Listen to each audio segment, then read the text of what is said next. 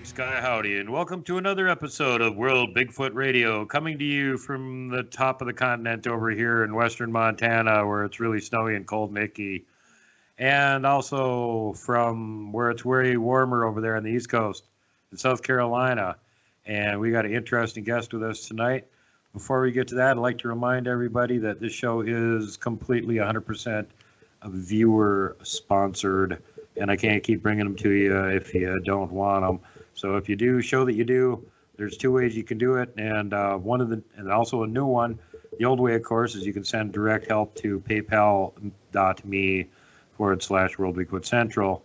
And the new way is you can go get yourself some really cool swag, which I now finally have available after 2 years of everybody griping at me that there wasn't any t-shirts or anything available.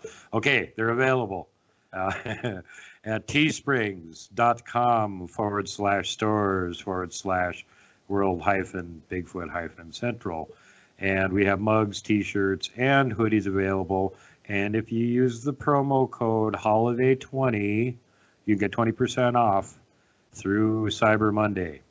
So go and get your Squatchy friends the ultra cool shirt or hoodie or coffee mug that they've been needing and deserving. And so with that, let's go back to the actual show here. And our guest this time, who's never been on the show before, and I'm very honored and happy to have her with me. And you're going to hear her again on another very soon upcoming show that we already recorded with a couple more mystery guests that I'm not free to disclose at this time. But this is one of them. And so welcome to the show, Robin McCray. Hi, thanks for having me. I'm excited. Well, very welcome here, and glad to have you. It's really been a fun time talking to you, getting to know you, and hearing some of the stuff from your background and everything. We do a lot of comparing notes. This is one of those guests that when I talk to him, you end up spending like 2 or 3 hours. Every time. Yeah. So yeah, just for the benefit of the guests here who may or may not know who you are, can you give us, and obviously you're on World Bigfoot Radio, so it must have something to do with Bigfoot. Yeah. Can you give us your background on all that? How did you get involved with Bigfoot, get to know they were real? You know, when did your first experiences happen, all that sort of thing? Well, I never really tried to get into it. And I think a lot of people that really have a lot of contact with them will say the same thing. We never went out and looked for them. They find us. And so for me, I was a toddler. And this is something that I've grown up with. I don't know anything different than that. I mean, literally I was a toddler, and I used to tell my mom when I learned to talk about my big friends that had lots of hair and that were taller than my dad. And of course she thought it was a child's imagination, which we now know it wasn't. But I would go outside to play, and we had woods right by our house, and years ago, it was okay to let your kids go more than 50 feet away from you. Yeah. You didn't panic because somebody was going to follow them and grab them or molest them or anything.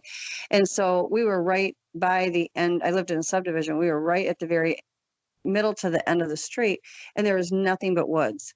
And they had these little dirt hills, and we used to go down there, and I would play in the sand down there. There's like a giant sandbox. And in that tree line, I would have 3 or 4 foots that would come and stand in that tree line and speak to me. And I just assumed everybody else knew they were there too. By the time I was 4, I was telling my mom and dad about stick structures and their lives and how they are with each other. And my mom and dad are looking at me like I've gone nuts. When you say they were talking to you, you mean like talking to you in English, or how are they talking to you? I would hear verbal. They would call my name verbally, like I would hear it out loud. They would call my name. They would say short sentences. Right. Nothing profound. Just calming for a small child. They would speak telepathically. I've never in my life ever known that not everybody does it. I mean, I know now, but as a child, that was just part of me. I didn't know it was anything that not everybody did. Well, the interesting thing to me on this whole thing is that, once again, you bring up a point that's been confirmed by other guests before, and that they seem to know a pretty good smattering of the English language. They can actually speak any language. Yeah. Yeah. Okay. There you go. Because of their telepathic capabilities. Yeah. And, I went out to, after I met Dr. Igor Borstov, I went out to Siberia in Russia for the International Scientific Conference. And while we were there, we did this huge hike. We went up in the mountains. They had to take us by these huge trucks and get us up there. And then we had to hike into the Asses Cave. And they shot a lot of film footage in there. We found samples and various things. But on the way in there, what was never put on the TV, because they put it all over the place. I had no idea they were going to do that, but they did. And as we're walking, and there was probably 50 people, we're walking down this path to go down to the cave, and I actually saw a Bigfoot. And I went to get Igor so he could see him. And of course, he was doing photo ops, and cameras are all over, and nobody was paying attention to me. I mean, I'm the nobody that nobody knows about, because I just kind of do my own thing. And so I was kind of by myself. And by the time I got Igor over there, he was long gone, but he was there, and he would speak at first in Russian telepathically. And, Igor will contest to the fact that he's tried for years to teach me Russian. This is not ever going to happen. I think he's finally realizes that now, but at the time he was still trying. And, I simply told them, I can't understand you. You either have to speak like I do. You can speak in my mind, but I can't do Russian. I just can't. And they had no problem switching over. And then after I got home, there was a problem going on in that cave. They had went back there. One of the females went in there to have her baby, and more people had gone into that cave. And I heard from them that way as well, because they were just frantic that somebody was in that cave. And they spoke English that time, so they can do it. They always the ones from there seem to start out in the Russian language. And then when they find out that I'm completely ignorant as far as knowing what in the world they're talking to, or talking about, and then they switch it over. But, and this is a big point too, when you speak telepathically, it is not just words.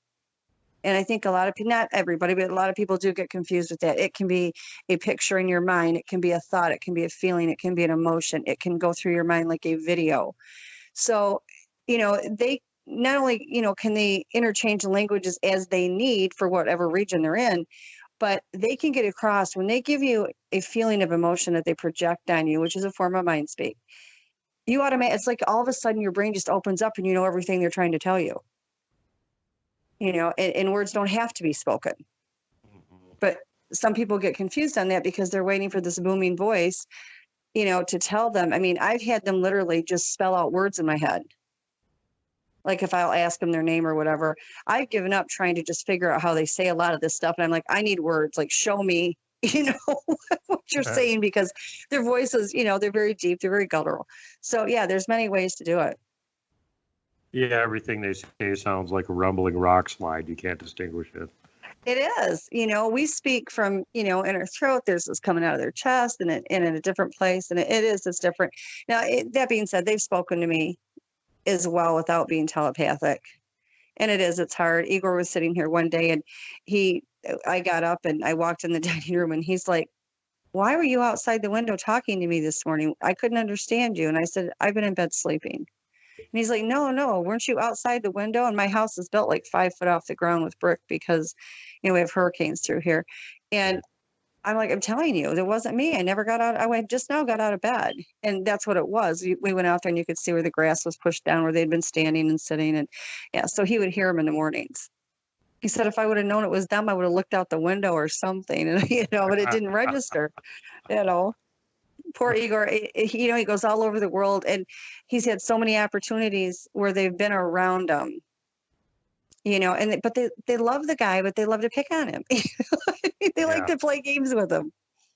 Yeah, like when they photobombed him over there on your property. That's pretty hilarious. Wasn't that great? Oh my gosh. Well, and I think I told you this when we talked before. He went to go take pictures at night of this raccoon that was alerting the Bigfoots to that the food, we'd put food out for them, and they would come check it out, not eat the food, go to the top of the trees, scream towards the direction that the Bigfoots would come in, and then the raccoons would come down and leave. And Igor wanted this on videotape to show people that they do use mind control in other ways with the other animals in the woods. They absolutely do. I've seen it happen time and time again. And so he had this camera on a tripod out there. And we had two friends that were researchers that had come and stayed that night.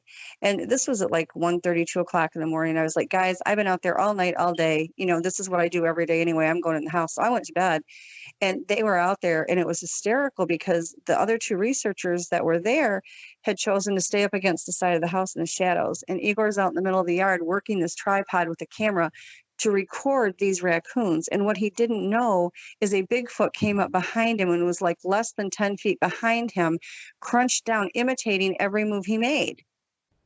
And our friends, Bob and Joe, were pushed up against the house thinking, how do we let him know to just turn around? Like the thing can touch him now because it was that close. And they don't want to yell because they don't want to scare him in case it would scare the Bigfoot and it could hurt Igor. And he didn't want Igor to miss it. So they're like trying to figure out a way to get his attention. And the whole time, send him a text. Exactly. Where's his phone then?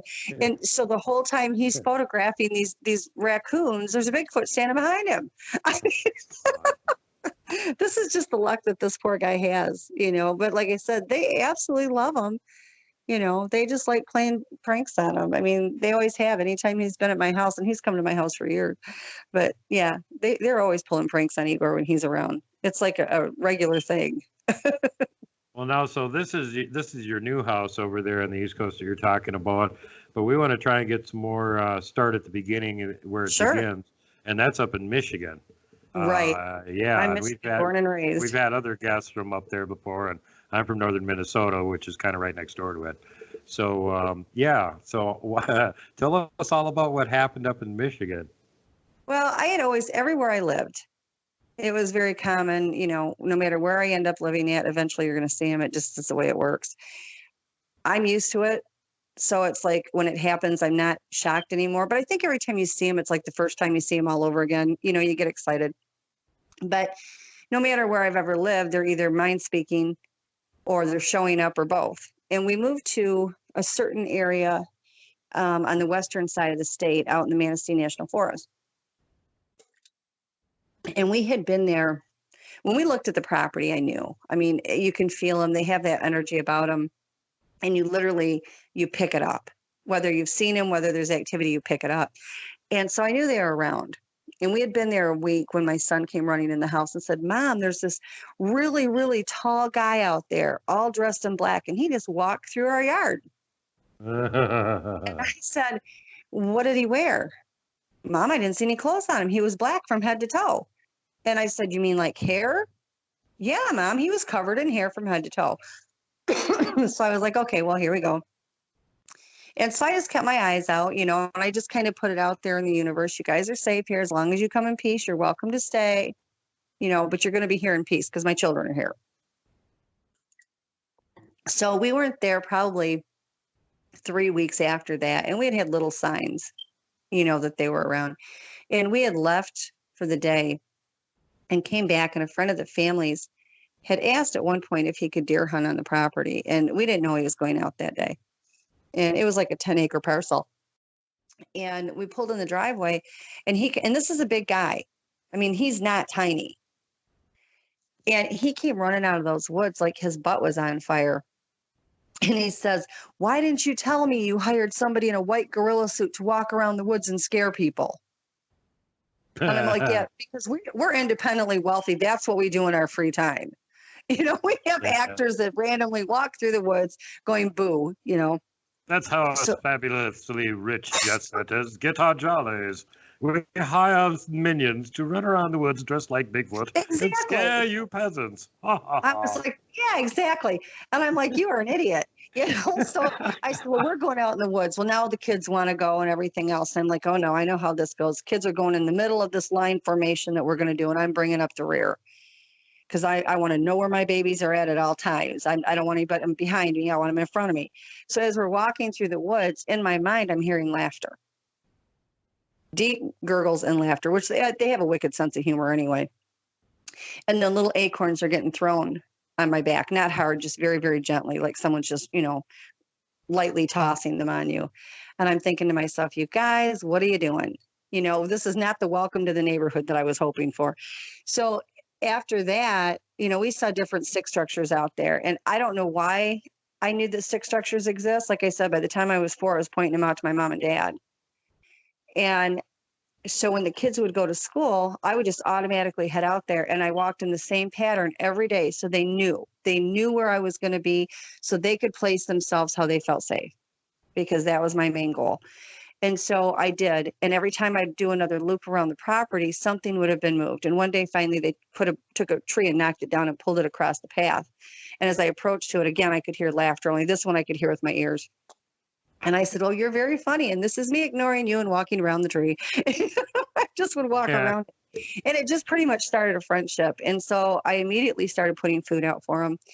And at the time, I was putting it in the back of the woods, thinking that, that would make them feel safer. And it took about a week, and they started taking it. And I just really didn't have a problem. But I would do it in certain manners, so I knew it wasn't anything else. Like, I had a plate of turkey meat, and I put it under a milk crate, and I put 4 concrete cement blocks on top of them, like, the cinder blocks. And I thought, there's no way if a raccoon or a possum or whatever is going to get into that milk crate, they're going to have to tip that whole pile down. Yeah. I went out the next day, and the plate was gone, and the food was gone, of course. The milk crate had been lifted up, straight up in the air, and set completely back down. And it only moved it over like an inch when they placed it back down. But all those blocks were still stacked up. And of course, you see all these big footprints all around it. And so it was just kind of like this exchange, that we did. And I had done this at other places as well. But that particular place, I tell you what, it was just amazing. And I remember thinking to myself, it's never going to be like this again. I better sit back and enjoy the ride. And it has been like that, but not to the extent it was there. They walked around freely, uncloaked. I mean, it was just, I look outside, and I had one of their youngsters walking across the front yard, and he had, shaggy black hair. Well, my son had dark hair, and that day he had on dark jeans, a dark t-shirt, and a dark jacket. So I just kind of caught a glimpse of it out of my eye, and I thought, what is he doing outside? It's absolutely freezing, getting ready to rain. I just told him not to go out. It was too nasty out. And I thought, what is he doing? And I looked out there to find out that wasn't my son, obviously, and I hollered for my son before I realized it. And he comes out of his bedroom. He says, "What?" He said, "I'm right here." And I'm like, "Never mind. I already know you're there." But, we would literally play games. I mean, we really did. And they were helpful at times. I mean, we had a old lean-to that was there actually when we got the property, and it was on a cement slab, and this lean-to was in such bad shape, I was constantly worried somebody was going to get hurt, whether it was one of my kids or one of their kids. And so we tore the whole thing down. But on the bottom of that cement slab were cement blocks that had been cemented to this slab, and I wanted them off. I tried to get them off. We tried crowbars and jackhammer. We couldn't get it off. We just couldn't. And it stayed like that for a while. And I went out there one day, and I happened to say, jokingly, thinking nobody was listening, if you really wanted to help, it'd be great if these got pulled off the cement slab, because I can't get them off. And it was like within 48 hours, I went out there, and every one of those had been pulled and removed off that slab. And they were put in a circle like you would put to make a bonfire. This is the kind of weird stuff that went on. And they've done that kind of stuff here as well. And my daughter would take old toys and McDonald's toys and blankets and dolls and stuff, and we'd take them back and put them in this bucket for their kids, and they would take them, and you could see where they had played with them. And at the time, that How to Train Your Dragon movie had just come out, and she had a McDonald's toy of that dragon, and she said, "Mom, I don't play with this anymore." She wasn't that old. She said, "I'm going to put it out there for them." And I said, "Okay." And it was gone for a few months, and pretty soon it showed up. But it showed up when they pulled those cement blocks off of it and put them in a circle. They had that little How to Train Your Dragon guy in the middle of the circle. So apparently the dragon was caged at that point. But, I mean, they would just do the craziest things. I mean, Brian, it was absolutely insane. They liked my windows open, and if my bed was in front of the window, they were happy. If I moved that bed away from that window, they would scream and holler and pound on the windows. It was just ridiculous. And I always slept with the window open. And I would feel them at night literally playing with my hair. But it was like I couldn't wake up from it. I knew what was going on, so they probably tranced me, which they can do. And I would get up, and I'd have mud and leaves in my hair. Kevin was telling me about that when he was out having a cigarette on the back porch in the dark, fell asleep, and woke up about 10 minutes later with his hat his hat hovering like 3 feet in front of him, and all these little hands playing with his hair. Yep. And he goes, "Okay, guys, put my hat back on again." And the hat hovers back over and goes back onto his head. Yeah. And all Well, the little hands disappear. I always tell everybody, I think they like me because they think I'm a Yeti because I have long, thick hair. And so, and therefore I've had them stay cloaked and come up right up behind me where, you know how somebody walks up behind you, you can feel that they're there even before you turn around. And so I can feel them back there. And then if I turn, I don't see anything. And then pretty soon I'll feel hands patting my head and my hair, and I'm like, okay, just play with it. But it got hot in the summer. And so I went ahead and I got a window air conditioner and I put it in the window because that summer was just really, really hot, even for Michigan. And I went to bed. I woke up in the morning. Now, mind you, I didn't hear a noise all night long, which is unusual because they would come every night at 2:00 in the morning. They would pound on my house and hoot and holler and carry on. And if I didn't wake up and go outside, they would go to my kids' rooms. And the kids would come and get me and say, "Mom, just get outside so we can get some sleep. We got school tomorrow." So I never woke up that night. I woke up and here's my air conditioning unit. Not only is it out of my window, it's mangled and across the backyard and just inside the tree line. Damn it. And yeah, so that took care. And nothing could block that window view. I couldn't put curtains up. They'd have a fit, blinds, nothing. Anywhere else in the house was fine, but not at my window. I still, to this day, in every house I've lived in since, if I have one window in the room, that window stays without a curtain on it. If I have two, like I do in my house currently, one has got blinds on it, and the other one where you can't like look right on top of the bed is open. It's just force of habit because that's just the way it worked. If I didn't do that, they would just come unhinged. I mean, it was a riot. But that particular group there, I never felt fear.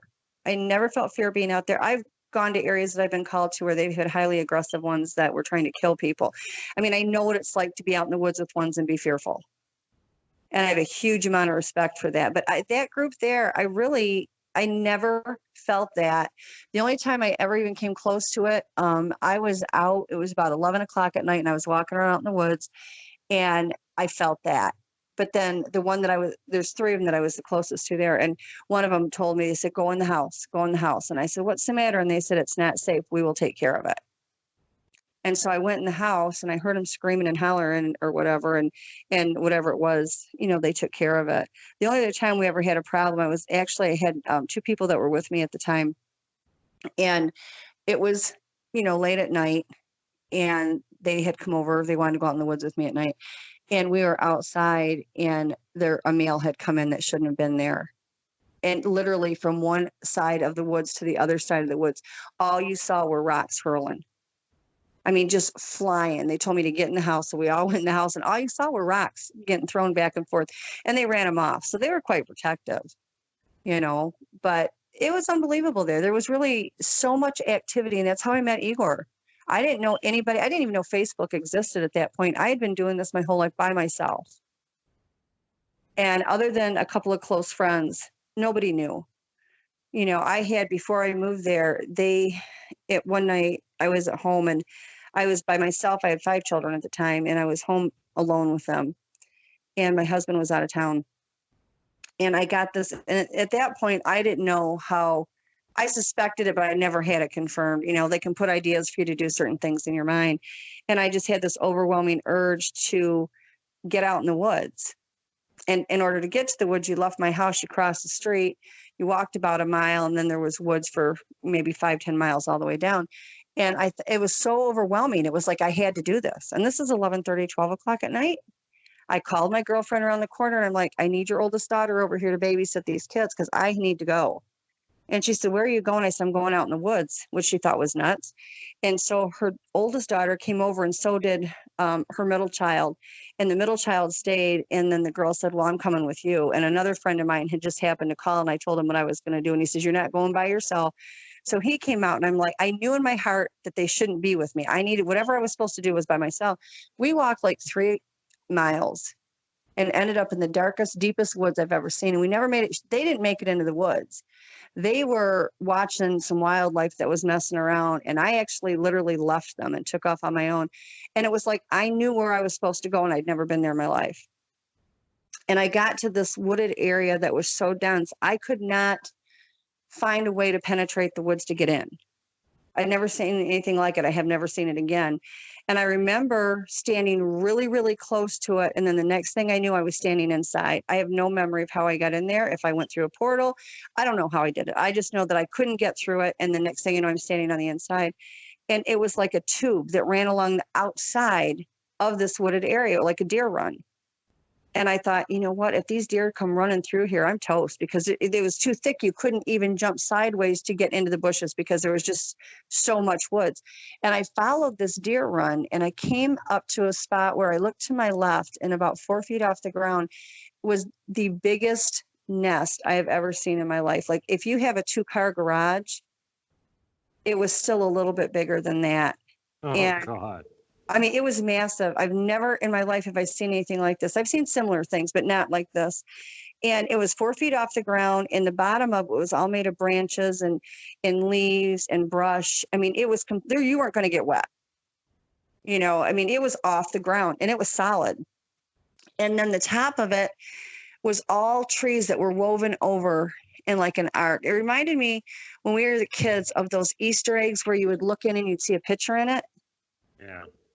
Because it was so solid, and it was definitely a living area of some kind, and it was watertight. It's pouring down rain out there, and I never got wet. I never felt one drop. And I started to go up to it, and I thought, whatever's living in this thing is going to come back, and this is probably not where I want to be. So I turned around. As I turned around, there was a male, a female, and a female child standing there, and they mind spoke with me. And I remember just completely calm about it. And I thought afterwards I should have reacted, and I just didn't. Now, whether or not they did the trance thing on me, which is entirely possible, I don't know. I just remember being there, and I walked towards them, and they were very reassuring, very calm. And the little girl would look at me and then look up at her mom and dad, then look at me and then look up at her mom and dad. And then my friends, I could hear them in the distance calling. And the female said, "You need to go because they can't know we're here. Tell no one." You know, or she didn't say tell no one. She said, "Just don't tell them where we're at." And I said, "I don't know how to get out of here because I don't remember how I got in here." And I walked over to where they kind of looked towards the brush, and I went over there. Again, I don't know how I got in and out there. I just remember being on the outside, and I turned around and I ran towards my friends, and they said, "Where were you?" And I said, "Oh, I was behind you. I just came around the back because I didn't want them to know. They had told me not to tell anybody." And so I don't know how I did it. If I went in a portal, I don't know. I've never known. I just know that my experience was I have no idea how it happened. And so we went back home. I never said a word, not a word to anybody. And my friends thought I was nuts because now whatever I was supposed to go out there and do, I was over it. I was ready to go home and go to bed. And then the next day, as I drove down the road, I looked out in the field, and that male and female were standing there. The child wasn't with them, but the male and female was. And they looked at me, and then they just turned around and walked back in the woods. But I'd get them in my yard there. I mean, this happens everywhere I go. It's not, like it's just one spot. And it just kind of picked up steam after that. I mean, I came home one night. I had gone to the grocery store with the kids, and it was dark when we got home. My sliding door, I never locked my sliding door. I never did. And I had a giant bag of dog food on the porch that I hadn't even opened yet, like a 50-pound bag. That was shredded. It looked like somebody took a machete to it. There was not one piece of kibble anywhere. And my door was open, and my dogs were screaming, but they were in the house screaming. They weren't coming out the door. I went in. My carpet had been pulled back in my dining room all the way back to my living room. And I had this table that it took like 3 or 4 men to get this table in the house because it was specially custom made, and it was heavy so that the kids, when they were little, weren't going to flip it or get hurt. And that thing was smashed up against the wall, and the carpet was all pulled back. I had everything out of my cupboards, out of my refrigerator. It was just a disaster. But as many times as they've been in my houses that I've lived in, that's the only time they've done damage. I've never, other than that one time, have I ever had problems. The house where I lived in on the western side of Michigan, my son even saw one in the house one time. He was very sick, and he was in bed. And we had already had a weekend scheduled where some people were supposed to come out that day. I was very selective about who came to the house, very, very protective of it. And it was somebody that I was close to. And he said, "I'm not even going to stay with you guys because I know your son's sick. I just want to be able to walk around a little bit." And I said, "Yeah, you're fine." So when he got there, he wanted me to walk outside with him, and it was during the day. And my son said, "Mom, I'm all right. Just go." And so he had his phone, and I had my cell phone. And I said, "You just call me if you need me to come back up to the house." And he said, "Okay." And he calls and he said, "Mom?" And I said, "Yeah." He said, "I'm laying in your bed in your room." And I said, "Yeah." And he said, "I heard the front door open, so I thought it was you." And I said, "Okay." And he said, "I came out of your bedroom," and he said, "I saw a white Bigfoot going out the door." Now, we had more than one white Bigfoot there, but there's one that I'm excessively close to, and it was him. And he had left white rocks for my son. So, he must have known how sick he was. So it was pretty neat, but we just had constant activity. It was not once in a while, it was hourly, it was daily. You know, I mean, it was crazy. They'd go under, it was a manufactured home, and they would get under it and they would knock on the floor, and they would wake me up at night. So I would come out and I'd knock back, and I could go anywhere in the house and knock on the floor, and they would just follow me under the house and knock back. But they had it in their head at 2 o'clock. I was coming outside, come hell or high water, and they would literally pound and pound and pound and holler until I did. And I don't recommend people that when they do that, because it's quite common for them to do that. I don't recommend for anybody to just take off out in the woods with them. I don't. I mean, the fact that I did it, I look back at it now and I'm thinking, you were an idiot because you could have got yourself killed. But that particular group, I think, is probably the only group I would do that with. Let's get on to that point a little bit more, because you're one of those people that's actually have enough background experience with them to comment on this. A lot of the people that claim to have psychic communications with them are the same people that claiming that all Bigfoot are totally friendly, non-hostile, vegan, blah, blah, blah. They're your brothers and wouldn't hurt a fly. And so what do you think of that? Well, I think that, that's a beautiful thing to think. And I pray to God that it keeps them safe, because they're going to need it.